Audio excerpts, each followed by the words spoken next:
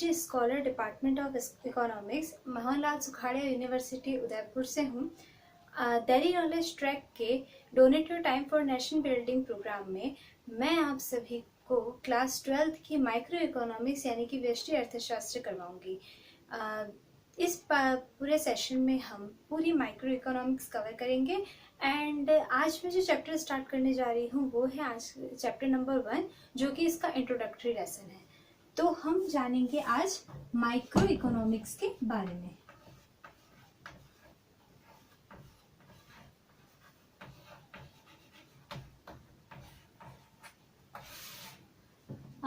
जैसे कि हम जानते हैं कि माइक्रो इकोनॉमिक्स जो है वो अर्थशास्त्र के अंतर्गत पढ़ा जाता है।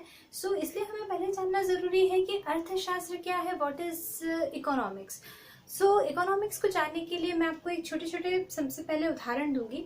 जैसे आप लोगों को कोई भी चीज़ चाहिए, ठीक है, मान लो आपको आपका लैपटॉप चाहिए, गैजेट चाहिए, आपको टेलीफोन चाहिए, आपको कभी कोई गेम चाहिए, कभी क्या चाहिए, कभी क्या चाहिए। इसी तरीके से किसी आदमी को धन चाहिए, ठीक है, किसी आदमी को या किसी व्यक्ति को कभी अपनी नीड पूरी करने के लिए, व्यक्ति ही क्यों, हर किसी को चाहिए अपनी नीड पूरी करने के लिए, उसको रोटी चाहिए, कपड़ा चाहिए, ठीक है, रहने के लिए घर चाहिए, यानी कि उसको बहुत सारी चीजें चाहिए। जब उसे ये तीनों चीजें मिल जाती है तो उससे और भी बहुत सारी चीजें चाहिए, है ना। तो ये सब क्या है, ये सब है उसकी नीड, यानी कि उसकी आवश्यकता, है ना। इन्हें हम किस नाम से जानते हैं, आवश्यकता के नाम से। बट आपको ये भी पता होगा कि आवश्यकता या नीड जो होती है वो भी कभी खत्म ही नहीं होती। आज मुझे कोई कपड़ा पसंद आ रहा है, आज मेरे पास वो है, कल कोई और फैशन आ जाएगा, मुझे कुछ और पसंद आ जाएगा। तो मेरी आवश्यकताएं तो कभी खत्म ही नहीं होती। आज मेरे पास मान लो स्कूटी है और कल मैं सोचूंगी कि मुझे कार चाहिए, परसों मैं सोचूंगी कि मुझे हेलीकॉप्टर चाहिए। तो इस तरीके से मेरी आवश्यकताएं तो कभी खत्म ही नहीं होती। तो इसलिए हमारी जो नीड या हमारी जो आवश्यकताएं हैं वो कैसी हैं, ये आवश्यकताएं हैं असीमित, यानी कि लिमिटलेस, कभी खत्म नहीं होने वाली, है ना। हमारी आवश्यकताएं कैसी है, असीमित है, यह कभी खत्म नहीं होने वाली, ठीक है। लेकिन इन्हें पूरा तो किसी ना किसी तरीके से करना पड़ेगा ना। अब आपने भी देखा होगा कि जैसे आपने किसी चीज की डिमांड की, मान लो आपने अपने पापा को जाकर बोला कि पापा मुझे ये चाहिए, ये वाला खिलौना चाहिए, ये वाला। आपने अपने भाई बहनों को देखा होगा कि उन्होंने कहा, अपने पापा से जिद की होगी कि पापा मुझे तो यही खिलौना चाहिए, तो पापा उसे वही खिलौना लाने की पूरी कोशिश करते और लाकर शायद दे भी देते हैं। तो ये कैसे पूरा हुआ, रिसोर्सेस के माध्यम से, यानी कि संसाधनों के माध्यम से, है ना। ये किससे पूरा हुआ, संसाधनों के माध्यम से, यानी कि रिसोर्सेस के माध्यम से। तो रिसोर्सेस जो होते हैं वो किसी भी नीड को पूरी करने के काम आते हैं, ठीक है। अब हमने ये भी क्या जाना कि हमारी जो आवश्यकता है वो कैसी है, वो तो है असीमित, यानी कि लिमिटलेस है, उनकी कोई अंत ही नहीं है, अनंत है वो तो। मतलब हर दिन कुछ नया चाहिए, है ना, या हर कुछ 5 दिन में नया चाहिए, हर 1 साल में नया चाहिए, मतलब कुछ ना कुछ चाहिए। इंसान की आवश्यकताएं कभी खत्म ही नहीं होती, उसे हर बार कुछ ना कुछ चाहिए।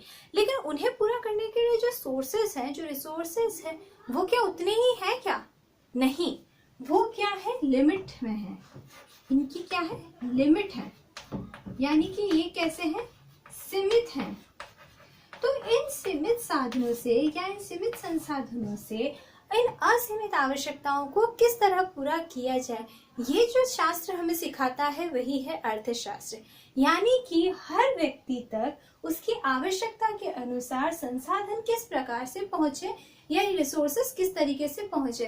हर व्यक्ति में इन सीमित संसाधनों का, इन लिमिट में जो ये रिसोर्सेस हैं, इन लिमिटेड रिसोर्सेस का किस तरीके से लोगों की जो लिमिटलेस नीड्स हैं उनको पूरा करने का प्रयास किया जाए, किस तरीके से डिस्ट्रीब्यूशन हो इन सोर्सेस का, इन रिसोर्सेस का, यही जो हमें शास्त्र सिखाता है वह है अर्थशास्त्र।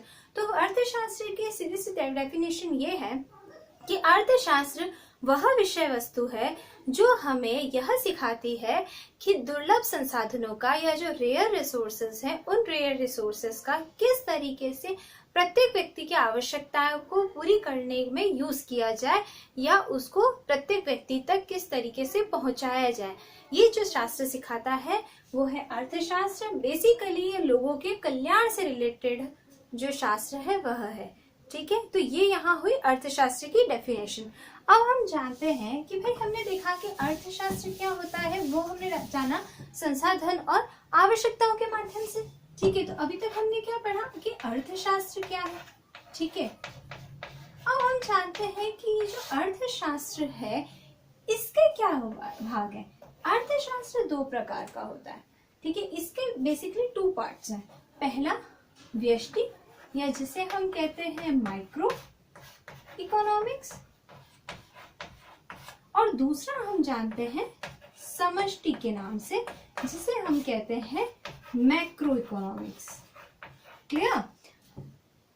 अर्थशास्त्र जो हमने जाना यानी कि असीमित आवश्यकताओं को पूरा करने के लिए हम किस तरीके से अपने रिसोर्सेज का यूज करें, प्रत्येक व्यक्ति तक उन आवश्यकताओं को पूरा करने के लिए रिसोर्सेज पहुंचाएं, उस लोगों के कल्याण के लिए हम रिसोर्सेज किस तरीके से खर्च करें, ये जो शास्त्र सिखाता है वो तो है अर्थशास्त्र।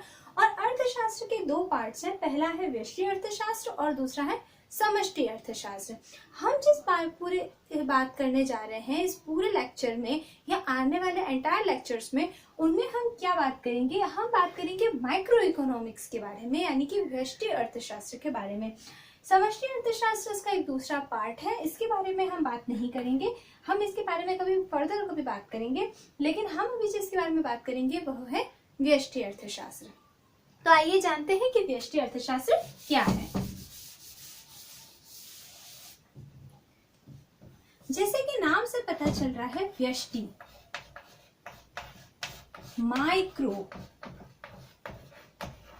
इसको आप जनरली जानते होंगे हिंदी में सूक्ष्म के नाम से, यानी छोटे, छोटा, है ना, इसी नाम से जानते होंगे। माइक्रो छोटा। तो आप इसमें इस डेफिनेशन से आप क्या समझते हैं कि भाई माइक्रो इकोनॉमिक्स आपको क्या बताएगा, माइक्रो इकोनॉमिक्स आपको क्या बताएगा, ये जानने के लिए हम पहले समझते हैं समष्टि अर्थशास्त्र में क्या बताता है।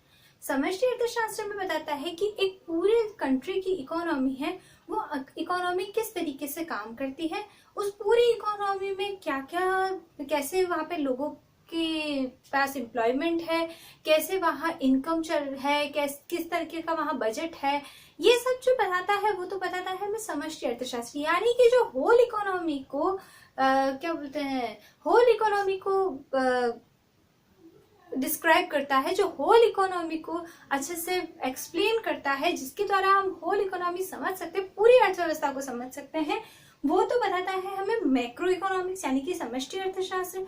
अब बाहर से देखने पर कोई भी इकोनॉमी हमें अच्छी लग सकती है, उस इकोनॉमी में हमें सारे पार्ट्स अच्छे लग सकते हैं, हो सकता है वो इकोनॉमी बहुत ग्रोइंग इकोनॉमी के रूप में हमें दिख सकती है, ऐसा लग सकता है कि हाँ इस इकोनॉमी में सब कुछ अच्छा है। ठीक है, लेकिन जरूरी नहीं है कि हम जैसे अंदर इकोनॉमी के अंदर तक जाएं, अगर हम उस देश की कंडीशन के बारे में जानने की कोशिश करें तो वहां पर भी सब कुछ सही हो। ठीक है, जैसे एक उदाहरण देती हूँ, हम किसी भी देश की नेशनल इनकम से ये नहीं पता कर सकते कि उस देश की कंडीशन कैसी है, वो देश कितना अच्छा है, कितना सुदृढ़ है, ये हम किसी भी देश की नेशनल इनकम को देखकर पता नहीं कर सकते। हमें उसके लिए पर पर्सन की जो इनकम है उस पर भी ध्यान देना होगा, है ना। हमें देखना होगा कि उस एंटायर कंट्री में एक कोई फर्म है जो वो कैसे काम कर रही है, वहाँ डिमांड सप्लाई की कंडीशंस कैसी है, उसके ऊपर भी हमें फोकस करना होगा। तो ये सब जो हम इंडिविजुअल इकाइयों का अध्ययन करते हैं वो हम किसके अंतर्गत करते हैं, वो हम माइक्रो इकोनॉमिक्स के अंदर करते हैं। ठीक है, माइक्रो इकोनॉमिक्स तो हमें क्या बताता है, माइक्रो इकोनॉमिक्स हमें ये बताता है कि अर्थव्यवस्था में जो सूक्ष्म सूक्ष्म इकाइयां हैं, उन छोटी छोटी इकाइयों का अध्ययन हम किस प्रकार करें, ये हमें बताता है व्यष्टि अर्थशास्त्र या माइक्रो इकोनॉमिक्स। जैसे अर्थव्यवस्था में किसी एक परिवार का अध्ययन, किसी एक फर्म का अध्ययन, किसी एक उद्योग का अध्ययन, यानी कि ओनली वन सिंगल या किसी एक व्यक्ति का अध्ययन, जैसे कि वो एक व्यक्ति एक कंज्यूमर हो सकता है, एक प्रोड्यूसर हो सकता है, ठीक है। इनके बारे में जब अध्ययन किया जाता है तो वो जो अध्ययन बताता है वो कौन है, वो है माइक्रो इकोनॉमिक्स, यानी कि व्यष्टि अर्थशास्त्र। व्यष्टि अर्थशास्त्र में हम क्या करते हैं, व्यष्टि अर्थशास्त्र में हम छोटी छोटी इकाइयों का अध्ययन करते हैं, ठीक है। ये हुई है व्यष्टि अर्थशास्त्र की डेफिनेशन और ये है इसके एग्जाम्पल, हम इसमें किस चीज का अध्ययन कर सकते हैं। अब आता है कि व्यष्टि और समष्टि अर्थशास्त्र में डिफरेंस क्या है, दोनों में अंतर क्या है। एक डिफरेंस तो जनरली हमने जाना कि जो व्यष्टि अर्थशास्त्र है वो तो हमें क्या बताता है कि हम छोटी छोटी या इंडिविजुअल इकाइयों का अध्ययन या इंडिविजुअल यूनिट्स का अध्ययन कैसे कर सकते हैं, व्यक्तिगत इकाइयों का अध्ययन कैसे कर सकते हैं। लेकिन जो समष्टि अर्थशास्त्र है वो हमें, जैसे मैंने बोला कि वो समग्र अर्थव्यवस्था यानी कि पूरी की पूरी इकोनॉमी का अध्ययन करता है, पूरी अर्थव्यवस्था का अध्ययन करता है। एक अंतर तो ये हुआ। दूसरा अंतर इसमें क्या होगा, यूनिट्स का। जैसे हम जो व्यष्टि अर्थशास्त्र है उसमें एक परिवार का अध्ययन करेंगे, एक फर्म का अध्ययन करेंगे, एक उद्योग का अध्ययन करेंगे। लेकिन जब हम बात करेंगे समष्टि अर्थशास्त्र की तो उसमें हम एक पूरे सेक्टर का अध्ययन कर सकते हैं, ठीक है। जैसे कि एक पूरे ऑटोमोबाइल सेक्टर है तो उस ऑटोमोबाइल सेक्टर में जितनी भी इंडस्ट्रीज काम कर रही हैं उन इंडस्ट्रीज का हम अध्ययन कर सकते हैं। जितनी भी कंपनीज काम कर रही हैं उन कंपनीज का हम अध्ययन कर सकते हैं। एक कोई शेयर मार्केट है तो हम शेयर मार्केट का पूरा अध्ययन कर सकते हैं। सरकार से रिलेटेड कुछ भी है तो हम उसका अध्ययन उसमें कर सकते हैं। तो इसका मतलब ये हुआ कि समष्टि अर्थशास्त्र को ब्रॉड कंसेप्ट देता है, यानी कि एक विस्तृत धारणा देता है समष्टि अर्थशास्त्र। लेकिन भाई व्यष्टि अर्थशास्त्र क्या करता है, वो एक संकुचित धारणा देता है। तो हमें व्यष्टि अर्थशास्त्र ने तो क्या दिया, संकुचित धारणा यानी कि नैरो कंसेप्ट, ठीक है। संकुचित धारणा दी यानी कि क्या दिया, नैरो कंसेप्ट दिया, ठीक है।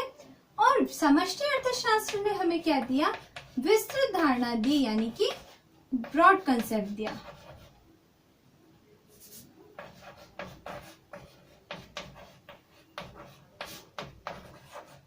विस्तृत धारणा दी यानी कि ब्रॉड कंसेप्ट दिया,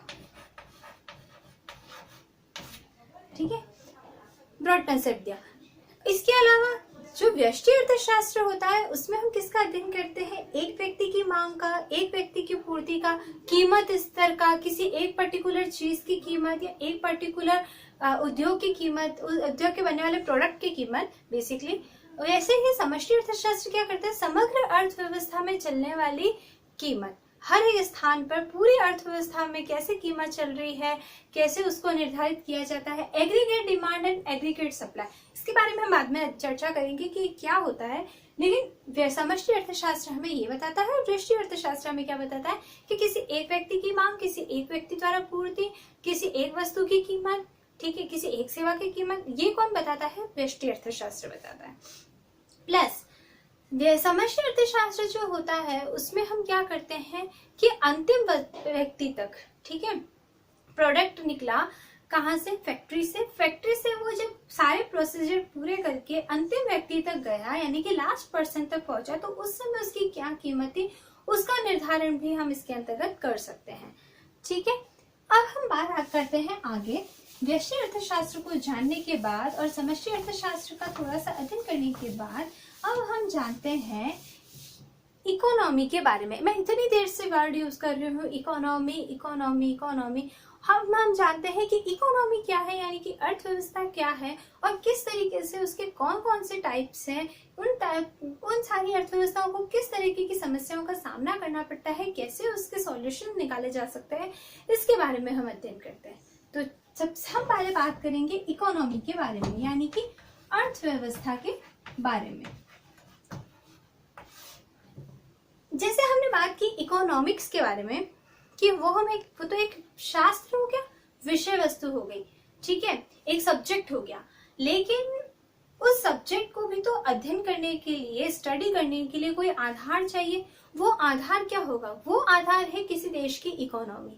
इकोनॉमी बेसिकली क्या होता है, हमारे आसपास का जो वातावरण है, यानी कि हमारे आसपास का जो एनवायरमेंट है, उसमें जो क्रियाएं होती है, जो भी एक्टिविटीज चलती हैं, चाहे वो इकोनॉमिक एक्टिविटीज हो चाहे नॉन इकोनॉमिक एक्टिविटीज हो, यानी कि जो ऐसी अर्थव्यवस्था जो मैं क्या बता, ऐसी कोई तकनीक, ऐसी कोई तंत्र, ऐसा कोई सिस्टम जो हमें ये बताता है कि हमारे आसपास जो नॉन इकोनॉमिक एक्टिविटीज हैं और जो इकोनॉमिक एक्टिविटीज हैं, ये दोनों ही एक्टिविटीज जहाँ चलती हैं उसका अर्थव्यवस्था पर कैसे क्या प्रभाव पड़ता है, यानी कि किसी देश पर, किसी राष्ट्र पर क्या प्रभाव पड़ता है, वो जो तंत्र हमें बताता है वो है इकोनॉमी। मैं आपको एक बार फिर से बताती हूँ कि क्या होता है। हमारे आसपास का एनवायरनमेंट, जनरली हम इसमें इकोनॉमिक एक्टिविटीज जो होती हैं वो काउंट करते हैं। आपने देखा होगा कि जैसे हमारे यहाँ किसी भी कंट्री में दो तरह की प्रोसीजर चलते हैं, दो तरह की एक्टिविटीज चलती हैं। एक वो एक्टिविटी जिसके बदले इंसान काम करके पैसे कमाता है, और एक वो एक्टिविटीज जिसमें इंसान सिर्फ अपनी खुशी के लिए काम करता है, उसके बदले उसे कोई भी पैसा नहीं मिलता। ठीक है, वो जो जिसके बदले उसे पैसा नहीं मिलता और वो देश में कोई योगदान नहीं करता, जिसके बदले वो देश की जीडीपी में या देश को ऊपर उठाने में कोई योगदान नहीं कर सकता, वो तो क्या है, उसकी नॉन इकोनॉमिक एक्टिविटीज यानी कि गैर आर्थिक क्रियाएं, और एक है उसकी इकोनॉमिक एक्टिविटीज यानी कि आर्थिक क्रियाएं। वो सारी क्रियाएं जिससे किसी देश को फायदा होता है, वो उसकी जीडीपी में, उसके राष्ट्रीय आय में काउंट होती है, वो सारी एक्टिविटीज होती है इकोनॉमिक एक्टिविटीज। ठीक है, इन इकोनॉमिक एक्टिविटीज को शो करने वाला तंत्र जो है वो तंत्र कहलाती है इकोनॉमी। मतलब जिस इकोनॉमिक्स का अध्ययन करने के लिए, इकोनॉमिक्स की स्टडी करने के लिए, इकोनॉमिक सब्जेक्ट पढ़ने के लिए जो बेस हमें चाहिए वह है इकोनॉमी। ओके, इस इकोनॉमी के 3 पार्ट्स हैं। First part is central plant economy या केंद्रीय योजनाबद्ध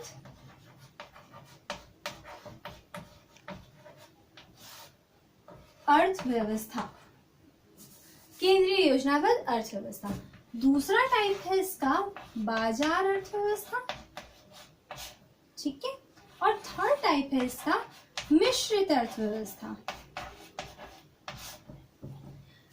इकोनॉमी के 3 टाइप है, केंद्रीय योजनाबद्ध अर्थव्यवस्था, बाजार अर्थव्यवस्था और मिश्रित अर्थव्यवस्था। जो केंद्रीय योजनाबद्ध अर्थव्यवस्था है, इसमें क्या होता है, इसको हम ऐसे समझते हैं, मान लो ये कोई इकोनॉमी है, ठीक है, कोई कंट्री है, हम उसकी इकोनॉमी की बात कर रहे हैं। ठीक है, यहाँ एक तंत्र बैठा है और ये उस इकोनॉमी में रहने वाले ABCD पर्सन्स है। ओके,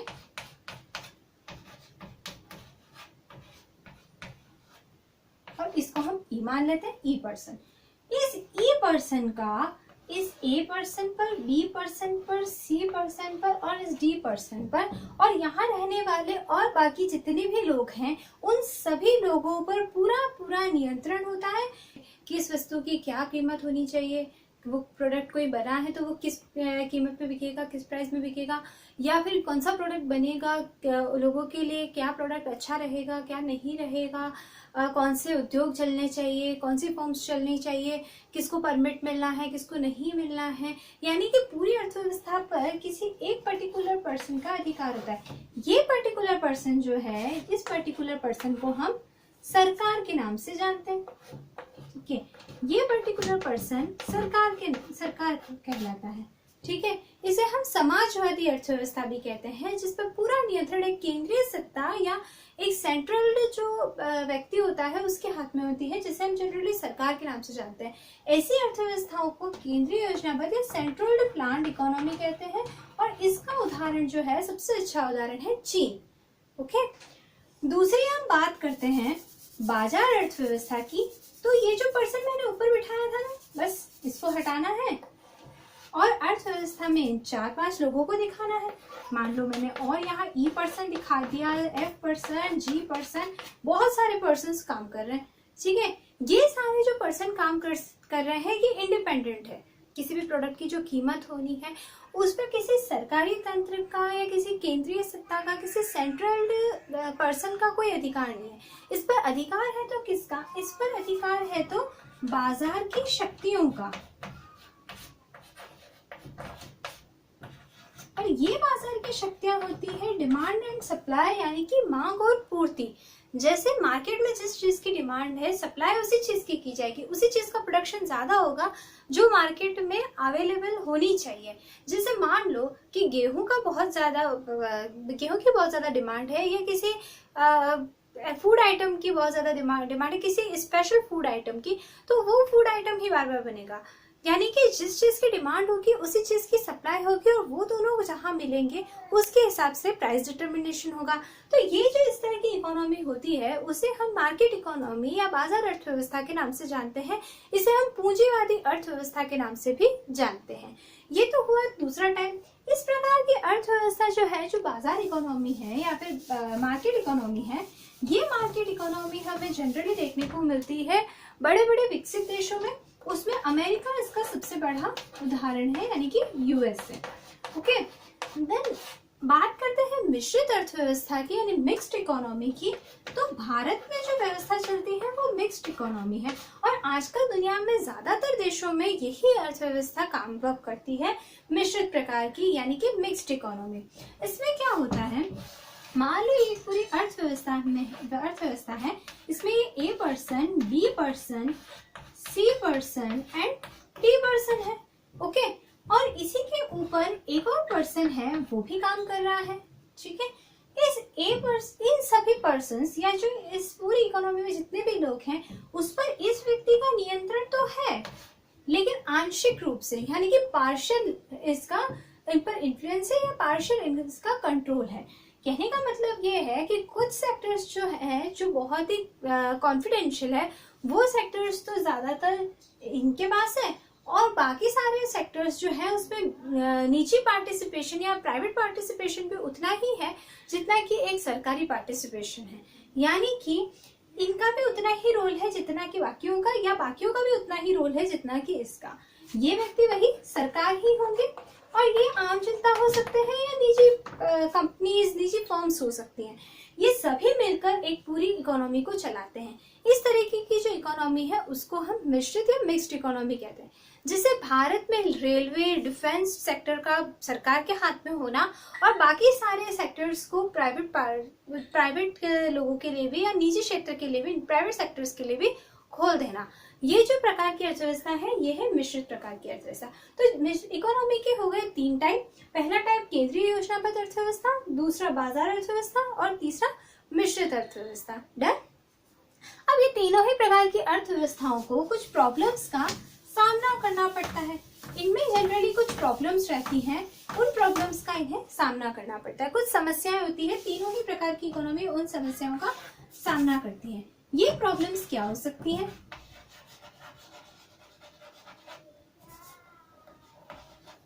ये प्रॉब्लम्स क्या हो सकती है, आइए जाने। सबसे पहले, किसी भी इकोनॉमी में क्या उत्पादन करें या क्या उत्पादन किया जाए।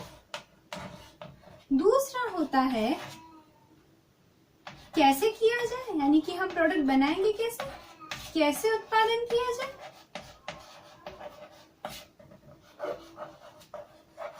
और तीसरा जो टाइप होता है या तीसरी जो प्रॉब्लम किसी भी अर्थव्यवस्था को झेलनी पड़ती है वो है किन के लिए बनाया जाए, क्या बनाए, कैसे बनाए और किन के लिए बनाए।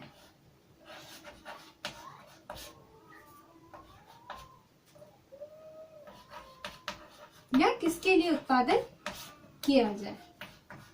ये 3 प्रॉब्लम्स या ये 3 क्वेश्चंस किसी भी अर्थव्यवस्था में किसी जो भी वर्क कर रहे हैं उनके ऊपर होती है या उनके पास होती है।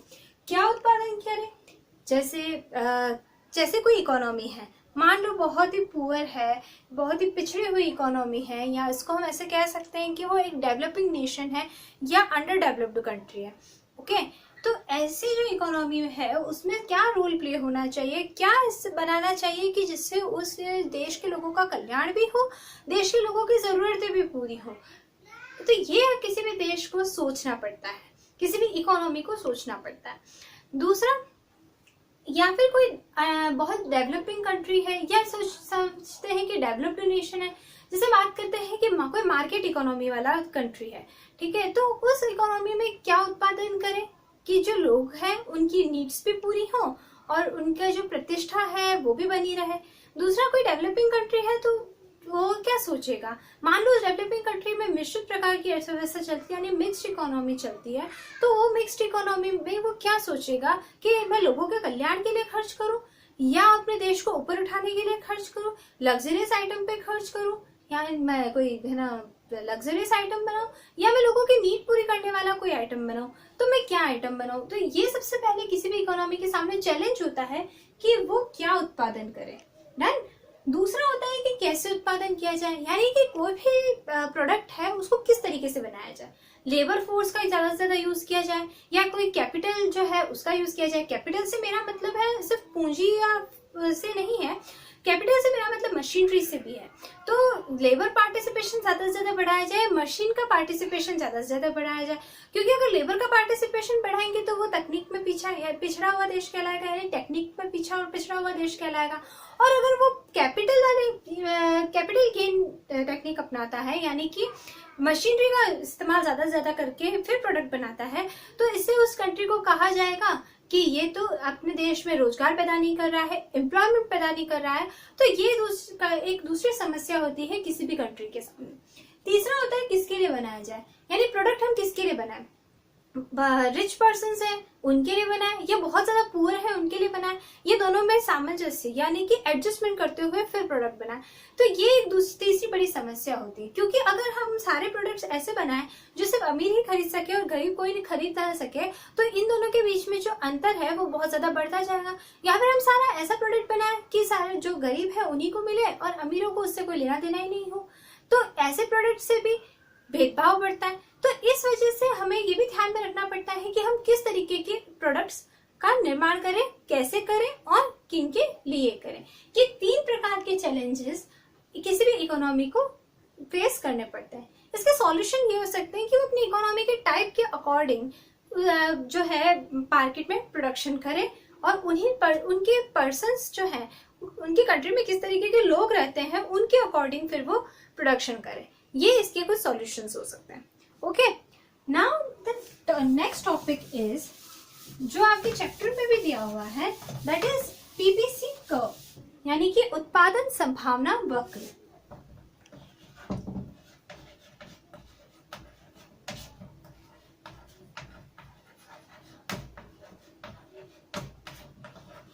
इसे हम प्रोडक्शन पॉसिबिलिटी कर्व कहते हैं। ठीक है, कि प्रोडक्शन की पॉसिबिलिटी, उसकी संभावना, जैसे नाम से पता चल रहा है उत्पादन संभावना, कि उत्पादन की क्या संभावना हो सकती है या प्रोडक्शन की क्या पॉसिबिलिटीज हो सकती है, उसको ध्यान में रखना।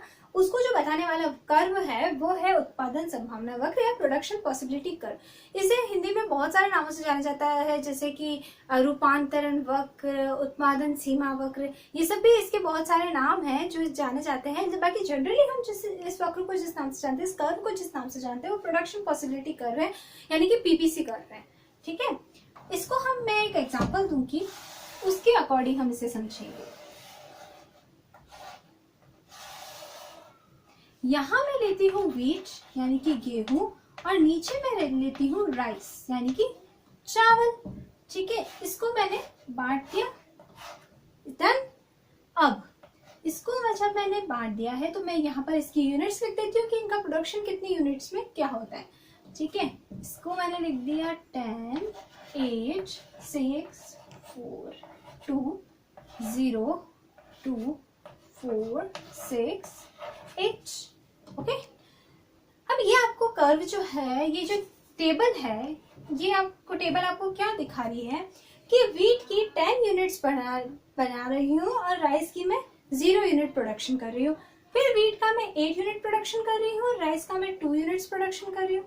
फिर व्हीट के प्रोडक्शन में घटाती जा रही हूँ और राइस का प्रोडक्शन में बढ़ाती जा रही हूँ। बट ये कैसे हो रहा है? ये ऐसे हो रहा है कि इस एग्जाम्पल में मैं ये कहना चाहती हूँ कि मेरे पास 2 चीजें हैं, wheat and rice. Done. Wheat and rice, मुझे अपनी कंट्री में ये दोनों ही चीजें बनानी है, बट मैं क्या कर रही हूँ, मेरे पास कुछ लिमिटेड रिसोर्सेज हैं, मेरे पास कुछ संसाधन है, लिमिटेड है, सीमित संसाधन है। ठीक है, कुछ लिमिटेड रिसोर्सेज हैं, इन लिमिटेड सोर्सेज का यूज मुझे करना है। ठीक है, इन लिमिटेड सोर्सेज का यूज मुझे करना है और इन लिमिटेड सोर्सेज को मैं कैसे बना रही हूँ, मैंने क्या किया, मेरे पास मान लो सपोज 100 रुपीज थे, ये मान सकते हैं, वो सारे 100 रुपीज में क्या कर रही थी, वीट पे ही खर्च कर रही थी। डन। मैं सारे के सारे जो भी अपने ये कह सकते हैं कि मैं अपना सारा का सारा लेबर, मैं अपनी सारी की सारी कैपिटल जो कुछ भी थी वो मैं सब वीट पे खर्च कर रही थी, तो मुझे 10 यूनिट्स जो है वीट मिल रहा था, बट राइस मुझे बिल्कुल नहीं मिल रहा था। उसका प्रोडक्शन मेरी जो कंट्री है उसमें हो ही नहीं रहा था। तो फिर मैंने क्या किया कि अपने जो सोर्सेस थे, अपने जो रिसोर्सेस थे, उनको दोनों में बांट दिया। तो इससे मुझे वीट का तो 8 यूनिट्स प्रोडक्शन हुआ और राइस का मुझे 2 यूनिट्स प्रोडक्शन हुआ। इसी तरह से मैंने वापस यही किया, तो इसका प्रोडक्शन तो लगातार घटता गया और इसका प्रोडक्शन लगातार बढ़ता गया, यानी जो लिमिटेड रिसोर्सेस थे वो दोनों में इक्वली डिस्ट्रीब्यूट हो गए। ठीक है, तो मेरे कंट्री में दोनों का ही प्रोडक्शन होने लगा। ये प्रोडक्ट जो बता रहा है, क्या बता रहा है कि अगर मैं अपने दिए हुए संसाधनों का, यानी कि मेरे पास जो भी रिसोर्सेज अवेलेबल हैं, जो लिमिटेड रिसोर्सेज अवेलेबल हैं, उसको मैं अगर अपनी कंट्री में जितने भी संभावनाएं हैं प्रोडक्शन की, उन पर अगर बराबर मात्रा में बांटती हूँ या उनको डिस्ट्रीब्यूट करती हूँ, तो उससे मुझे क्या होता है, दोनों का प्रोडक्शन होता है, जिसमें एक का प्रोडक्शन क्या होता है, धीरे धीरे घटता जाता है, लेकिन दूसरे का प्रोडक्शन बढ़ता जाता है। यानी कि दोनों में ही रिसोर्सेस किस प्रकार में खर्च कर सकती हूँ, ये जो वक्र बताता है वो कौन बताता है, उत्पादन संभावना वक्र, पीपीसी कर्व बताता है। डन। इसको हम एक ग्राफ से समझ लेते हैं।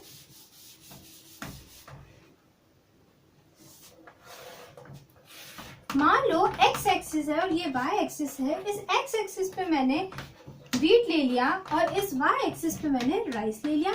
यहां मैंने इसकी यूनिट्स लिख दी।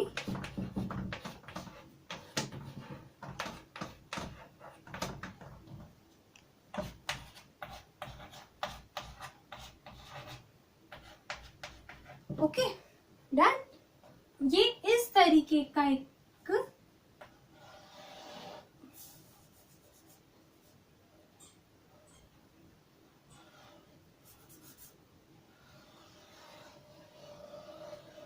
कर्व बन गया। ठीक है, इस तरीके का ये एक कर्व बन गया। यानी कि ये कर्व जो है, हो सकता है थोड़ा सही नहीं हो, बट ये कर्व जो है वो बेसिकली क्या शो कर रहा है, चलो ये यूनिट्स नहीं डालते हैं, यूनिट्स को छोड़ देते हैं, कोई गड़बड़ हो जाएगी। यूनिट्स को छोड़ देते हैं, इनको देखते हैं कि यहाँ ये क्या बता रहा है। ये बता रहा है कि यहाँ अगर x1, x2, x3 और x4 है, और यहाँ पर भी यहाँ y1, y2, y3, y4 और y5 है। अगर मैं x4 यूनिट का उत्पादन करती हूँ तो कितना, y4 इसका उत्पादन होता है, यानी कि ये तो कितना है, 0 है। ठीक है, और ये कितना है, x4 है, इतना है। जब मैं इसका उत्पादन यहाँ ले आती हूँ तो ये कितना, इतने पे पहुंच जाता है, फिर ये वापस बढ़ता है, ये इतने पर पहुंच जाता है।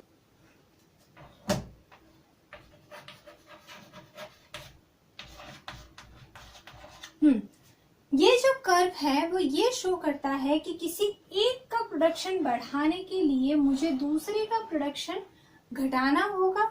ठीक है, किसी एक चीज का प्रोडक्शन बढ़ाने के लिए मुझे किसी दूसरे का प्रोडक्शन घटाना होगा। तो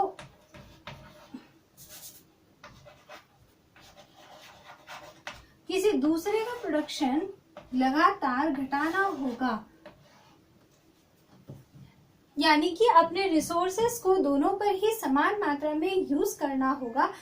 इस तरीके से यूज करना होगा कि दोनों पे ही क्या हो, दोनों से ही मुझे फायदा हो। यानी कि जहां मुझे पहले सिर्फ एक ही चीज मिल रही थी, अब मुझे क्या मिले, दोनों ही चीजें मिले। ये जो कर्व बताएगा वो कौन बताएगा, वो बताएगा हमारा पीपीसी कर्व। ठीक है, ये इसी फॉर्मेट में होता है। डन। तो यहाँ हमारा खत्म हुआ पीपीसी कर्व। ये हमेशा जो है ये इसी तरीके से बनेगा, यानी कि जो इसका एक्सिस है, यानी ये वाला जो एक्सिस है, इस एक्सिस के तरफ मुंह किया हुआ, ऐसा ही ये हमेशा बनेगा। ठीक है, ये तो हुआ पीपीसी का। अब हम आगे बात करते हैं एक छोटी सी चीज की। जनरली चैप्टर में पीछे छोटा सा दे रखा है सकारात्मक अर्थव्यवस्था एंड आदर्शात्मक अर्थव्यवस्था, पॉजिटिव एंड शायद सॉरी नॉर्मेटिव एंड ऐसी कुछ है उसका नाम, जिसको हम जनरली ये कहते हैं कि जो सकारात्मक अर्थव्यवस्था या वास्तविक अर्थव्यवस्था जो है रियल इकोनॉमी एंड जो होती है वो हमें क्या बताती है, वो हमें ये बताती है कि किसी अर्थव्यवस्था में क्या प्रॉब्लम है, यानी कि किसी इकोनॉमी में क्या प्रॉब्लम्स है। लेकिन जो आदर्शात्मक अर्थव्यवस्था होती है, ये वाली जो इकोनॉमी होती है, ये जो अर्थशास्त्र होता है, वो हमें क्या बताता है, आदर्श मूलक अर्थशास्त्र, वो हमें ये बताता है कि किसी भी अर्थव्यवस्था में जो प्रॉब्लम्स है उनका सॉल्यूशन हम किस तरीके से ढूंढे, ठीक है, आगे क्या होना चाहिए, क्या उसके रिजल्ट्स हो सकते हैं, उन रिजल्ट्स को हम सॉल्यूशंस कैसे ढूंढ सकते हैं, वो रिजल्ट हमारे लिए अच्छे हैं या बुरे, ये जो डिस्क्राइब करता है वो तो होता है आदर्श मूलक अर्थशास्त्र। और जो सिर्फ ये बताए कि भाई अर्थव्यवस्था में क्या प्रॉब्लम्स हैं, वो होता है हमारा वास्तविक अर्थशास्त्र या सकारात्मक अर्थशास्त्र। इस पॉइंट पर आपका जो चैप्टर 1 है माइक्रो इकोनॉमिक्स का फर्स्ट चैप्टर इंट्रोडक्टरी पार्ट, वो यहाँ खत्म होता है। आई होप आपको इस लेक्चर में अच्छा लगा होगा और आपको ये लेक्चर पसंद आया होगा। आगे हम इसके बाद जो चैप्टर कवर करेंगे वो यूटिलिटी है, यानी कि उपयोगिता, और देन हम आगे इसके बाद मांग एंड पूर्ति एंड उत्पादक का बिहेवियर, ये सारी चीजें भी कवर करेंगे। एक जो छोटी सी चीज मैं आपको बताना भूल गई वो ये है कि अर्थव्यवस्था में कुछ क्रियाएं चलती हैं। अर्थव्यवस्था की वो जो क्रियाएं हैं वो 5 तरीके की होती है। पहली क्रिया है उपभोग, दूसरी क्रिया है उत्पादन, तीसरी क्रिया है विनिमय, चौथी क्रिया है वितरण, और फिर राजस्व, यानी कि production, consumption, exchange, distribution and revenue. ये पांचों से मिलकर एक अर्थव्यवस्था का निर्माण होता है।